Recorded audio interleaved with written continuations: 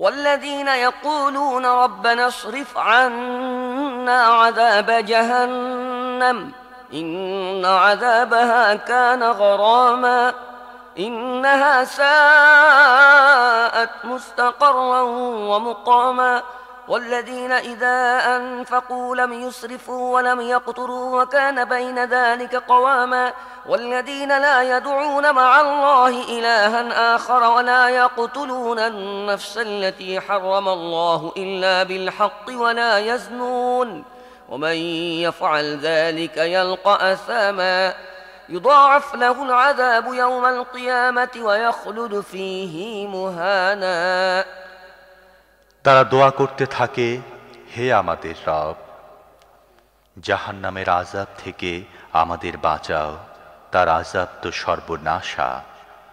আশ্রয়স্থল ও আবাস হিসেবে তো তা বড়ই নিকৃষ্ট জায়গা। তারা যখন ব্যয় করে তখন অযথা ব্যয় করে না এবং কার্পণ্য করে না, বরং উভয় প্রান্তিকের মাঝামাঝি তাদের ব্যয় ভারসাম্যের উপর প্রতিষ্ঠিত থাকে। তারা আল্লাহ ছাড়া আর কোনো উপাস্যকে ডাকে না। আল্লাহ যে প্রাণকে হারাম করেছেন কোনো সঙ্গত কারণ ছাড়া তাকে হত্যা করে না এবং ব্যভিচার করে না। এসব যেই করে সে তার গুনাহের শাস্তি ভোগ করবে। কিয়ামতের দিন তাকে উপর্যুপরি শাস্তি দেয়া হবে এবং সেখানেই সে পড়ে থাকবে চিরকাল লাঞ্ছিত অবস্থায়।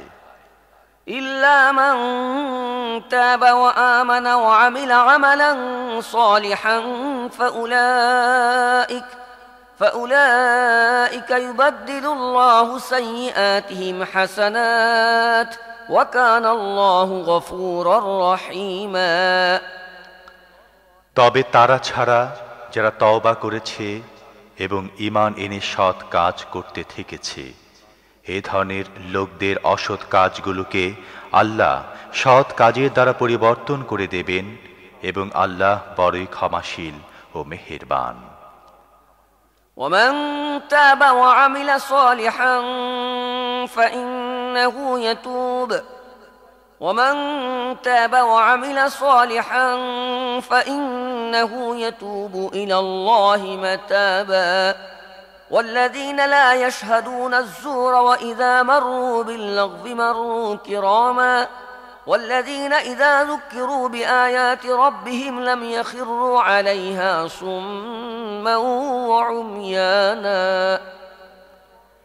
যে ব্যক্তি তওবা করে সৎ কাজের পথ অবলম্বন করে সে তো আল্লাহর দিকে ফিরে আসার মতোই ফিরে আসে। আর রহমানের বান্দা হচ্ছে তারা যারা মিথ্যা সাক্ষ্য দেয় না এবং কোনো বাজে জিনিসের কাজ দিয়ে পথ অতিক্রম করতে থাকলে ভদ্রলোকের মত অতিক্রম করে যায়। তাদের যদি তাদের রবের আয়াত শুনে উপদেশ দেয়া হয় তাহলে তারা তার প্রতি অন্ধ বধির হয়ে থাকে না। والذين يقولون ربنا هب لنا من أزواجنا وذرياتنا قرة أعين وجعلنا للمتقين إماما أولئك يجزون الغرفة بما صبروا ويلقون فيها تحية وسلاما خالدين فيها حسنت مستقرا ومقاما قل ما يعبأ بكم ربي لولا دعاؤكم فقد كذبتم فسوف يكون لزاما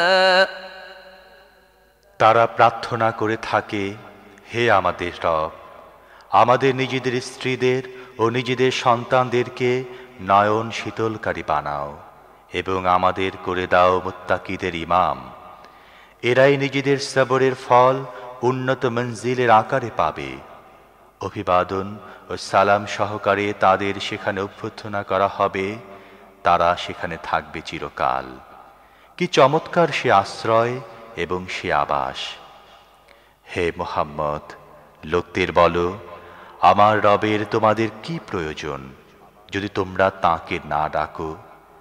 এখন যে তোমরা মিথ্যা আরোপ করেছ, শীঘ্রই এমন শাস্তি পাবে যে তার হাত থেকে নিস্তার পাওয়া সম্ভব হবে না।